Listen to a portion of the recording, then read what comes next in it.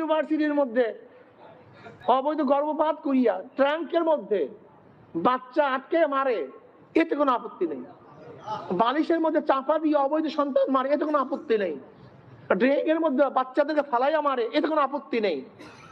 হারামজাদার আপত্তি 18 বছর আগে বিবাহ করলে কেন? তো 18 বছর আগে জেনা করলি কেন? এবং তোদের জন্য এই কাজ হইতেছে, এই ব্যাপারে কি করছিস? হ্যাঁ, এই ব্যাপারে কি করছিস? যুবক যুবতীদেরকে আপনি দেখেন সায়েন্টিস্ট অবস্থাটা কি। অ্যাডাল্ট হওয়ার পরে একটা ছেলে এবং মেয়ে একটু বড় হওয়ার পরে তাদের মধ্যে উত্তেজনা সবচেয়ে বেশি থাকে।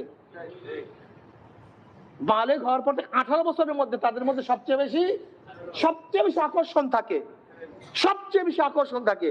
অথচ সেই সময়টা কি তারা মানে একত্রিত হয়ে সম পড়া, সম শিক্ষা, সম চলাফেরা, কথাটা বোঝাতে পারি নাই, সবকিছু কইরা সবকিছু করতে পারে, খালি বিবাহ করলে নাজায়েজ হয়ে যায়। এটা খুব।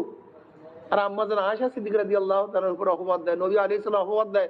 আমি ওই হারামজাদাদেরকে বলতে চাই, আম্মা জান আয়েশাকে কোনোদিন প্রশ্ন তুলছে যে আমাকে অল্প বয়সে বিয়া করলো কেন?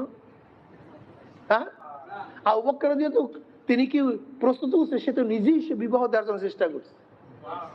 আরব্যকেও প্রশ্ন তুলছে, সাহাবারা কেউ প্রশ্ন তুলছে, তাই তোরা প্রশ্ন তুললো কেন?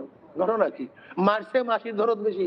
তোদের তো বাল্য বিবাহ আসলে রদ করার উদ্দেশ্য না, আসলে জেনা ব্যভিচার ছড়ায় দেওয়ার উদ্দেশ্য। এই হারামজাদারা সবসময় বলে বাল্য বিবাহ বাল্য বিবাহ, কিন্তু এত আকাম কুকাম চলতেছে, এত জেনা ব্যভিচার চলতেছে, এই ব্যাপারে কোনো আলোচনা নেই। হারামজাদাদের এই বিষয়ে কোনো আলোচনা নেই।